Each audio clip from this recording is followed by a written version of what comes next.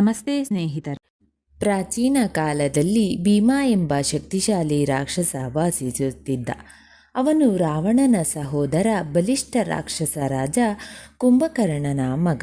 ಆದಾಗ್ಯೂ ಭೀಮನು ತನ್ನ ತಂದೆಯ ಮರಣದ ನಂತರ ಜನಿಸಿದನು ಮತ್ತು ಆದ್ದರಿಂದ ರಾಮಾಯಣದಲ್ಲಿ ವಿವರಿಸಿದ ಮಹಾಯುದ್ಧದ ಸಮಯದಲ್ಲಿ ಭಗವಾನ್ ರಾಮನು ಕುಂಭಕರ್ಣನನ್ನು ಏಕೆ ಕೊಂದನೆಂದು ಅವನಿಗೆ ತಿಳಿದಿರಲಿಲ್ಲ. ಭೀಮನು ದೊಡ್ಡವನಾಗುತ್ತಿದ್ದಂತೆ ತನ್ನ ತಂದೆಯನ್ನು ರಾಮನು ಕೊಂದನೆಂದು ಅವನ ತಾಯಿಯಿಂದ ತಿಳಿದುಕೊಂಡನು. ಕೋಪ ಮತ್ತು ಸೇಡಿನ ಬಯಕೆಯಿಂದ ತುಂಬಿದ ಅವನು ಅಗಾಧ ಶಕ್ತಿಯನ್ನು ಪಡೆಯಲು ಮತ್ತು ದೈವಿಕ ಶಕ್ತಿಗಳಿಗೆ ಸವಾಲು ಹಾಕಲು ದೃಢ ನಿಶ್ಚಯ ಮಾಡಿದನು. ತನ್ನ ಗುರಿಯನ್ನು ಸಾಧಿಸಲು ಭೀಮನು ಕಠೋರ ತಪಸ್ಸನ್ನು ಮಾಡಿ ಹಲವು ವರ್ಷಗಳ ಕಾಲ ಬ್ರಹ್ಮನನ್ನು ಪೂಜಿಸಿದನು. ಅವನ ತಪಸ್ಸಿಗೆ ಮೆಚ್ಚಿದ ಬ್ರಹ್ಮನು ಅವನ ಮುಂದೆ ಪ್ರತ್ಯಕ್ಷನಾಗಿ ಅವನಿಗೆ ಅಸಾಧಾರಣ ಶಕ್ತಿಶಾಲಿ ಮತ್ತು ಸೋಲಿಸಲು ಕಷ್ಟಕರವಾದ ವರವನ್ನು ನೀಡಿದನು. ಈ ಆಶೀರ್ವಾದದಿಂದ ಬಲಗೊಂಡ ಭೀಮನು ಲೋಕಗಳಾದ್ಯಂತ ಭಯವನ್ನು ಹರಡಲು ಪ್ರಾರಂಭಿಸಿದನು. ಅವನ ದಬ್ಬಾಳಿಕೆಯು ಮನುಷ್ಯರನ್ನು ಮಾತ್ರವಲ್ಲದೆ ದೇವರುಗಳು, ಋಷಿಗಳು ಮತ್ತು ದೇವಲೋಕದ ಜೀವಿಗಳ ಮೇಲೂ ಪರಿಣಾಮ ಬೀರಿತು. ಭಯ ಎಲ್ಲೆಡೆ ಹರಡಿತು ಮತ್ತು ಅವನ ಕ್ರೌರ್ಯವು ಲೋಕಗಳಾದ್ಯಂತ ಪ್ರಸಿದ್ಧವಾಯಿತು. ಅವನ ಶಕ್ತಿ ಹೆಚ್ಚಾದಂತೆ ಭೀಮನು ದೇವರುಗಳನ್ನು ಸೋಲಿಸಲು ಪ್ರಾರಂಭಿಸಿದನು. ಅವನು ಹೋದಲ್ಲೆಲ್ಲ ವಿನಾಶ ಮತ್ತು ದುಃಖಗಳು ಹಿಂಬಾಲಿಸಿದವು. ಅವನು ಧಾರ್ಮಿಕ ಪೂಜೆ, ಪವಿತ್ರ ಆಚರಣೆಗಳು, ದಾನ ಕಾರ್ಯಗಳು ಮತ್ತು ಎಲ್ಲ ರೀತಿಯ ನೀತಿವಂತ ನಡವಳಿಕೆಯನ್ನು ನಿಷೇಧಿಸಿದನು. ಅವನ ಶಕ್ತಿಯ ಬೆದರಿಕೆಯಲ್ಲಿ ಜನರು ಪ್ರಾರ್ಥನೆ ಮತ್ತು ಆಧ್ಯಾತ್ಮಿಕ ಆಚರಣೆಗಳನ್ನು ಮಾಡಲು ಹೆದರುತ್ತಿದ್ದರು. ಅವನ ದಬ್ಬಾಳಿಕೆಯನ್ನು ಸಹಿಸಲಾಗದೆ ದೇವತೆಗಳು ಮತ್ತು ದೇವಲೋಕದ ಜೀವಿಗಳು ಶಿವನಲ್ಲಿ ಆಶ್ರಯ ಪಡೆದು ರಕ್ಷಣೆಗಾಗಿ ಪ್ರಾರ್ಥಿಸಿದರು. ಶಿವನು ಅವರಿಗೆ ಧೈರ್ಯ ತುಂಬಿ ಭೀಮನ ದಬ್ಬಾಳಿಕೆಯನ್ನು ಕೊನೆಗೊಳಿಸಿ ಲೋಕಕ್ಕೆ ಶಾಂತಿಯನ್ನು ಪುನಃ ಸ್ಥಾಪಿಸುತ್ತೇನೆ ಎಂದು ಹೇಳಿದನು. ದೇವರುಗಳು ಶಿವನ ಸಹಾಯವನ್ನು ಕೋರಿದ್ದಾರೆಂದು ಭೀಮನಿಗೆ ತಿಳಿದಾಗ ಅವನು ದುರಹಂಕಾರದಿಂದ ಶಿವನನ್ನು ಯುದ್ಧಕ್ಕೆ ಸವಾಲು ಹಾಕಿದನು.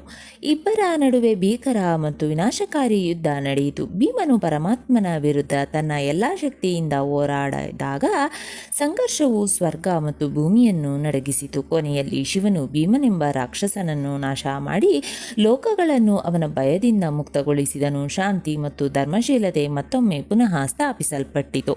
ಈ ವಿಜಯದಿಂದ ಪರಮಾನಂದಗೊಂಡ ದೇವತೆಗಳು ಮತ್ತು ಋಷಿಗಳು ಭಕ್ತರು ಶಿವನನ್ನು ಪೂಜಿಸಲು ಮತ್ತು ಆಶೀರ್ವಾದ ಪಡೆಯಲು ಸಾಧ್ಯವಾಗುವಂತೆ ಆ ಪವಿತ್ರ ಸ್ಥಳದಲ್ಲಿ ಶಾಶ್ವತವಾಗಿ ಜ್ಯೋತಿರ್ಲಿಂಗದ ರೂಪದಲ್ಲಿ ಉಳಿಯುವಂತೆ ಶಿವನಲ್ಲಿ ಪ್ರಾರ್ಥಿಸಿದರು. ಅವರ ಕೋರಿಕೆಯನ್ನು ಮನ್ನಿಸಿದ ಶಿವನು ಅಲ್ಲಿ ದೈವಿಕ ಜ್ಯೋತಿರ್ಲಿಂಗವಾಗಿ ತನ್ನನ್ನು ತಾನು ಪ್ರಕಟಿಸಿಕೊಂಡನು. ಆ ಸಮಯದಿಂದ ಅವನು ಪವಿತ್ರ ಭೀಮಶಂಕರ ಜ್ಯೋತಿರ್ಲಿಂಗ ಎಂದು ಪ್ರಸಿದ್ಧನಾದನು.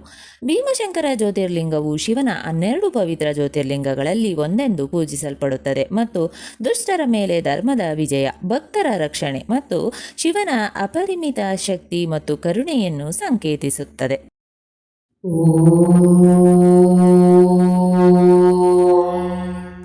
ನಮಃ ಶಿವಾಯ.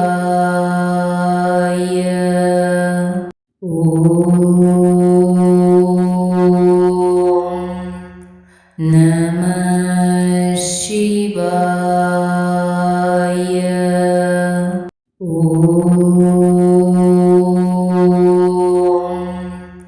ನಮಃ ಶಿವಾಯ. ನಮಃ ಶಿವಾಯ.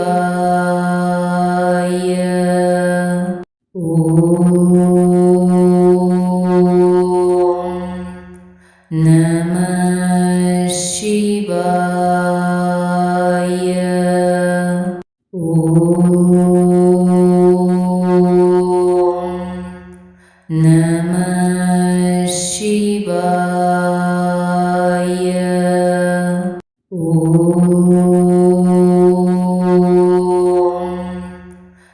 ನಮಃ ಶಿವಾಯ.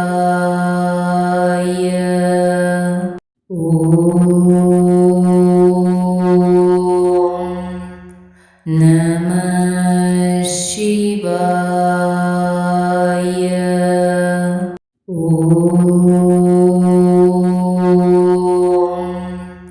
ನಮಃ ಶಿವಾಯ.